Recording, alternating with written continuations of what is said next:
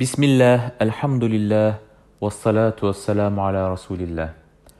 Chers frères, chères sœurs, bienvenue dans cette nouvelle assise où nous aurons l'occasion de faire quelques rappels succincts. Je ne doute pas que pour un grand nombre d'entre vous, ces rappels s'apparentent quelquefois à de la répétition.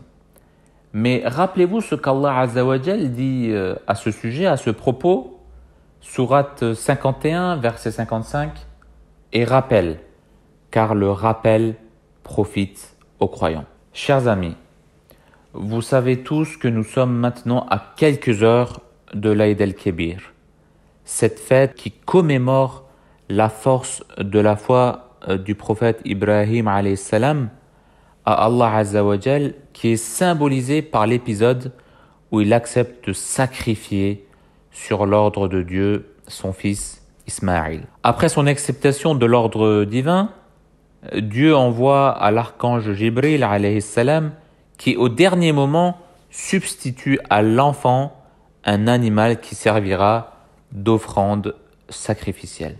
En souvenir de cette dévotion d'Ibrahim alayhi salam à Allah Azza wa Jal, les familles musulmanes qui en ont le moyen sacrifient chaque année une bête. Mais qu'y a-t-il derrière cette adoration remplie de symboles, de symbolique? Est-ce seulement un geste de sacrifier une bête? Non, je ne le crois pas. On pourra le résumer en un seul mot: la soumission à Allah Azza wa Jal. Et le verset suivant nous interpelle. Sourate 3, verset 102. Ô les croyants, craignez Dieu comme il doit être craint, et ne mourrez qu'en pleine soumission.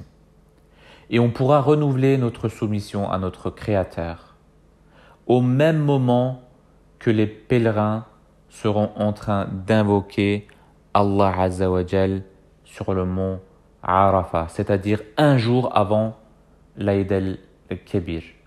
Où que nous soyons, multipliez nos invocations à travers le takbir, le tahlil et le tahmid, car d'après les enseignements de notre prophète sallallahu alayhi wa sallam, les invocations qui seront faites à ces moments-là auront plus de probabilité d'être acceptées. Sur ces mots, chers amis, toute l'équipe de Boussole vous souhaite une très belle fête de l'Aïd el-Kébir.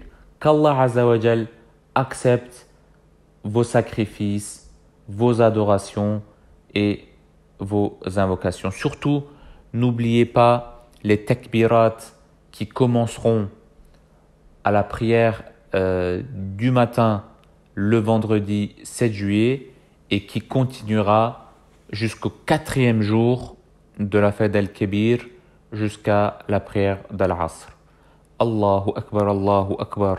La ilaha illallahu, Allahu Akbar. Allahu Akbar. Walillahil hamd.